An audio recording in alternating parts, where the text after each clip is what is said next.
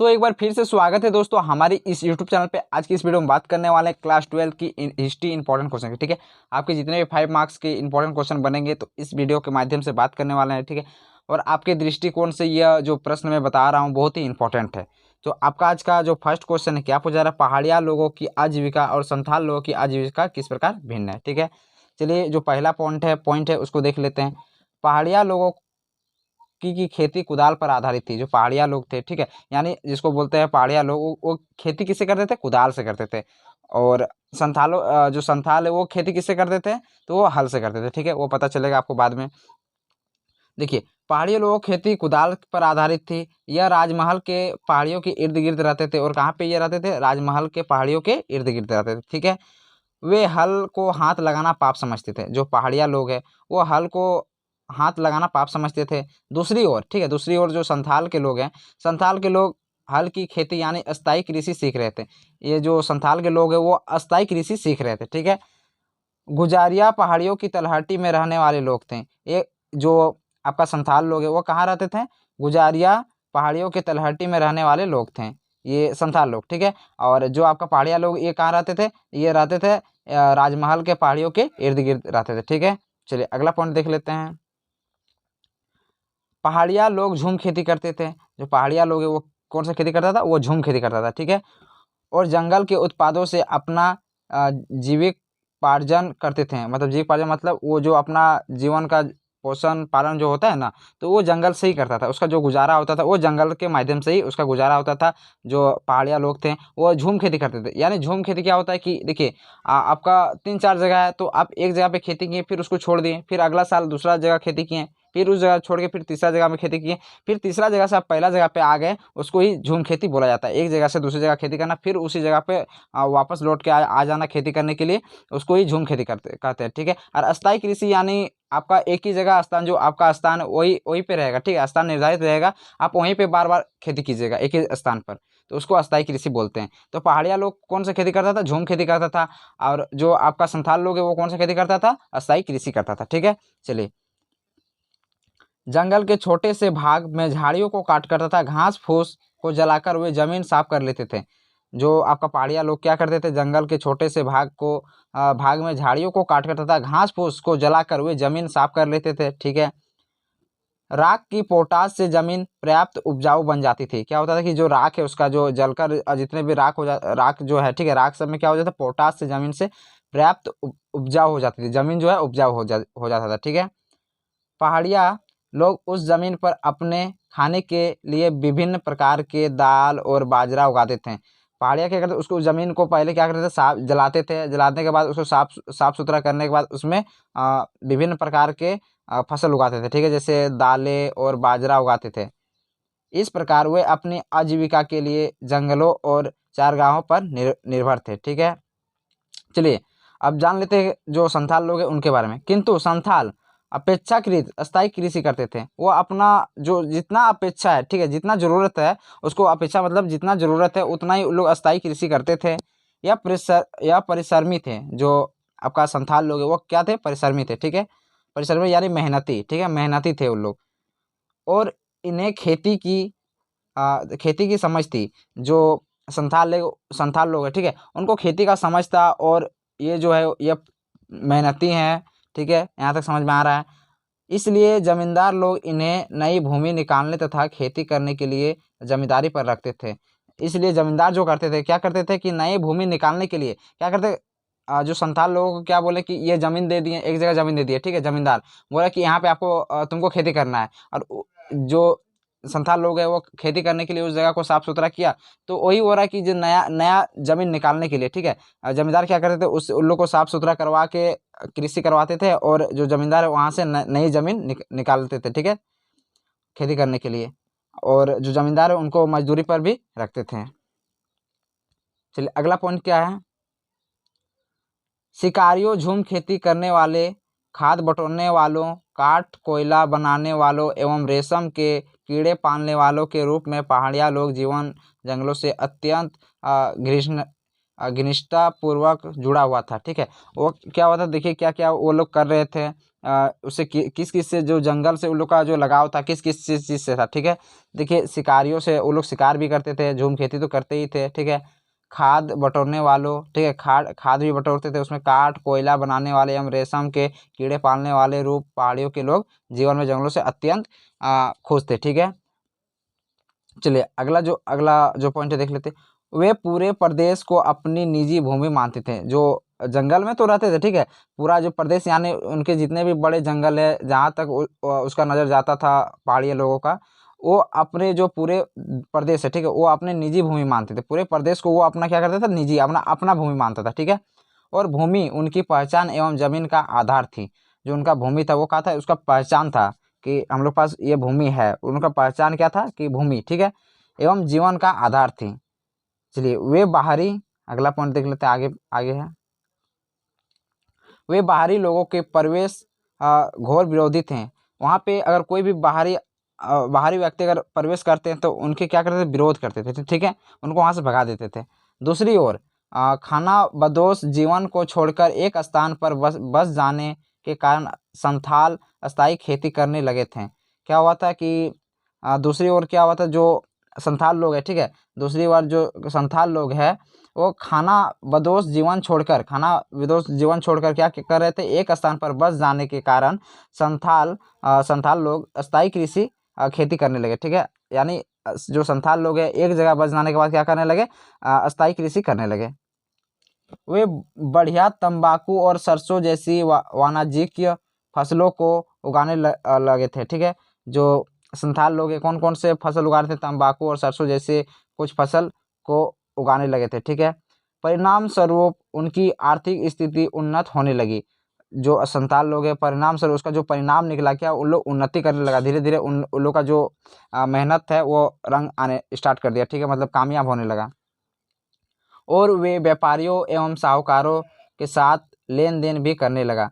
जो आपका संथाल लोग है क्या किया कि उन थोड़ा ज़मीन में कृषि करते करते थोड़ा आगे बढ़ने लगे और क्या करने लगे, जो साहूकार है और ज़मींदार जो है उनके साथ लेन देन करने लगा, ठीक है।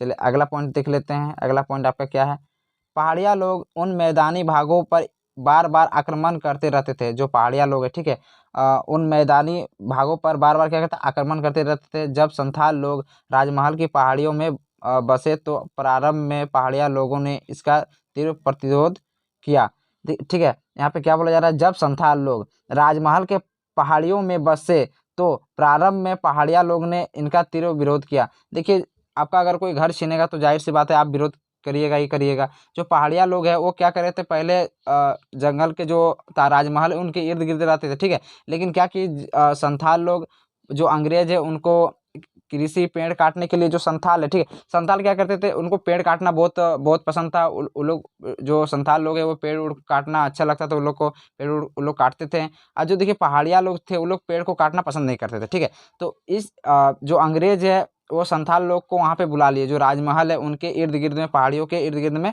जहाँ पे पहाड़िया लोग रहते थे वहाँ पे अंग्रेज उनको बुला लिए, किसको, संथाल लोग को।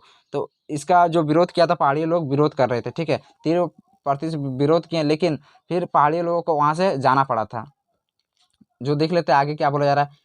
पंत जो किया किंतु अंतगोतवा वे इन पहाड़ियों में भीतर की ओर चले जाने के लिए मजबूर कर दिए, ठीक है। इससे पहाड़िया के लोग रहन सहन एवं जीवन पर बहुत बुरा प्रभाव पड़ा। देखिए इन लोग को तो भागना ही पड़ा वहाँ से, ठीक है। और इन लोग का जो जीवन है, देखिए संथाल लोग वहाँ से एंट्री होने के बाद क्या हुआ कि इन लोग को वहाँ से जाना पड़ा। और इन लोग का जो वहाँ पे रहन सहन में क्या हुआ कि बहुत बुरा प्रभाव पड़ा, ठीक है।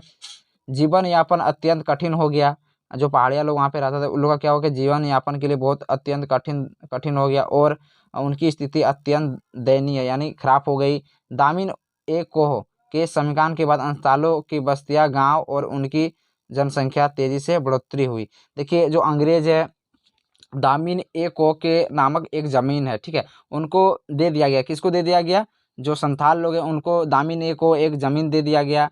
और उनके तहत संथाल लोगों की बस्तियां, गांव और उनकी जो जनसंख्या तेज़ी से बढ़ोतरी हुई, लेकिन बाद में उसमें भारी मात्रा में टैक्स लगा दिया गया, ठीक है। तो आपको ये अगला क्वेश्चन में जानने को मिलेगा। आज ये क्वेश्चन के लिए इतना ही आंसर, ठीक है। चलिए अब दूसरा प्रश्न देख लेते हैं। दूसरा प्रश्न में क्या पूछा जा रहा है कि अकबर की धार्मिक नीति का वर्णन करें। देखिए इससे पहले जो वीडियो आया था अकबर के जो राष्ट्रीय शासक है वो कैसे है, ठीक है, उसको जानते हैं। तो इस वीडियो के माध्यम से क्या जानेंगे, अकबर की धार्मिक नीति का, ठीक है, जो धार्मिक नीति है उनका वर्णन यहाँ पे करने को बोला जा रहा है, ठीक है। इस प्रकार से भी आपका क्वेश्चन आ सकता है। तो चलिए इसका आंसर देख लेते हैं। अकबर ने यह महसूस किया कि सभी धर्म का एक ही उद्देश्य है। अकबर ने यह महसूस कर लिया, ठीक है, कि सभी जो धर्म है वो सभी धर्म का उद्देश्य एक ही होता है। इसलिए अकबर सभी धर्मों को अच्छी बातें लेने का मार्ग पकड़ लिया। अकबर है वो क्या हुआ कि सभी धर्मों को एक ही उद्देश्य समझा, ठीक है, और इसलिए अकबर सभी धर्मों की अच्छी बातें लेने का मार्ग पकड़ने लगा। इससे इससे इससे कि उसने सुलह ए कुल कहा, ठीक है, इसी को उसने क्या कहा, सुलह ए कुल कहा। इसी तरह सभी धर्मों की अच्छी बातों को लेकर उसने दीन ए इलाही चलाया। क्या चलाया था, दीन ए इलाही चलाया था। देखिए इसका जो क्वेश्चन है दीन ए इलाही और सुलह ए कुल, इसको जो क्वेश्चन है, ये सब जो क्वेश्चन है आपको अगला वीडियो में देखने को मिलेगा, ठीक है। शुरू में अकबर इस्लाम धर्म के कट्टर अनुयायी थे, ठीक है। जो अकबर था वो शुरू में क्या था कि जो इस्लाम धर्म को बहुत ही अधिक महत्व देता था, ठीक है। उसने इस्लाम की उन्नति हेतु अनेक मस्जिदों का निर्माण करवाया। देखिए जो अकबर है वो इस्लाम के उन्नति हेतु, ठीक है, बहुत सारे मस्जिदों का निर्माण कराया। वही दिन में 5 बार नमाज पढ़ना, रोजे रखना, जो मौलवी होता है, ठीक है, मुसलमान के जो मौलवी होते हैं तो उसका आदर करना इत्यादि पर जोर दिया था, ठीक है। अगला पॉइंट देख लीजिए। अगला पॉइंट क्या है, परंतु बाद में अकबर ने दीन ए इलाही पर जोर दिया। परंतु बाद में क्या किया, दीन ए इलाही पर जोर दिया। अकबर ने धर्म को राजनीति से अलग रखा। अकबर जो है वो जो धर्म है, ठीक है, वो अकबर क्या किया, धर्म को राजनीति से अलग रखा। उसके शासन काल में भी सभी धर्मों के लोगों को अपने धर्म का पालन, पूजा पाठ तथा धर्म स्तर बनाने की पूरी तरह से स्वतंत्रता दे दी, ठीक है। क्या हुआ कि कोई भी व्यक्ति जिस धर्म से हो वो अपना मंदिर बना सकता है, पूजा पाठ कर सकता है, इस तरह का छूट दे दिया था, ठीक है, यानी स्वतंत्रता दे दिया था। अकबर ने नए हिंदू मंदिरों का बनवाने के लिए अनुमति भी दे दिया। देखिए जो हिंदू है, ठीक है, उनको अपना जो पहले क्या होता था कि जो जो हिंदू है अपना मंदिर नहीं बना सकता है, ठीक है, बना नहीं सकता था। लेकिन अकबर ने क्या किया, सबको आदेश दे दिया कि अब तुम जो हिंदू है वो अपना मंदिर बना सकता है, जो चाहे जिस धर्म को मान सकता है, ठीक है, जो जिसका धर्म है। अगला पॉइंट क्या है, अकबर ने धर्म परिवर्तन पर रोक लगा दिया। जो जबरदस्ती धर्म परिवर्तन कराया जा रहा था उसमें क्या किया, अकबर ने रोक लगा दिया। अकबर ने कुछ प्रमुख हिंदू धर्म ग्रंथों का अनुवाद फारसी में करवाया। अकबर ने क्या किया था कि प्रमुख कुछ जो हिंदू का प्रमुख ग्रंथ है, ठीक है, प्रमुख ग्रंथ है, उनको अपना भाषा फारसी में अनुवाद करवाया, ठीक है। इनमें जो थे कौन कौन से थे, इनमें से रामायण महाभारत भी शामिल है, ठीक है। अकबर हिंदुओं का त्यौहार अपने दरबार में भी मनाने लगा। आखिरकार अकबर ने क्या किया कि हिंदुओं का जो त्यौहार था अपने दरबार में भी मनाने लगा, ठीक है। चलिए आज का जो आखिरी प्रश्न है उसको देख लेते हैं। दांडी यात्रा का उद्देश्य क्या था, ठीक है। तो दांडी यात्रा जो गांधी जी द्वारा चलाया गया था उसका उद्देश्य क्या था, ठीक है, तो देख लेते हैं इसका आंसर। गांधी जी द्वारा अंग्रेजों द्वारा लगाए गए नमक कर के विरुद्ध चलाया गया आंदोलन नमक आंदोलन के नाम से भी जाना जाता है। देखिए जो यह नमक के विरुद्ध आंदोलन चलाया गया था गांधी जी ने, ठीक है, तो इसको नमक आंदोलन के नाम से भी जाना जाता है। इस आंदोलन के अंतर्गत गांधी जी ने अपने गिने चुने साथियों के साथ साबरमती आश्रम से 240 किलोमीटर दूर दांडी नामक तटीय कस्बे तक की पैदल यात्रा की। दांडी द्वारा ही गांधी जी ने सविनय अवज्ञा आंदोलन की शुरू किया, ठीक है। चलिए अगला देख लेते हैं। अगला पॉइंट क्या है, 6 अप्रैल को दांडी पहुंचकर गांधी जी ने समुद्र के पानी को उबालकर नमक बनाया था और नमक कानून का उल्लंघन किया, ठीक है। देखिए अंग्रेजों ने भारी मात्रा से कर लगा दिया था नमक पर कि जो भारतवासी है वो नमक बना भी नहीं सकता और बेच भी नहीं सकता है, ठीक है। तो गांधी जी इसका विरोध किए और साबरमती आश्रम से जो दांडी तट है, ठीक है, वहाँ पे जाके नमक बनाने का निश्चय लिया और जो कानून लगा दिया था उसका उल्लंघन किया।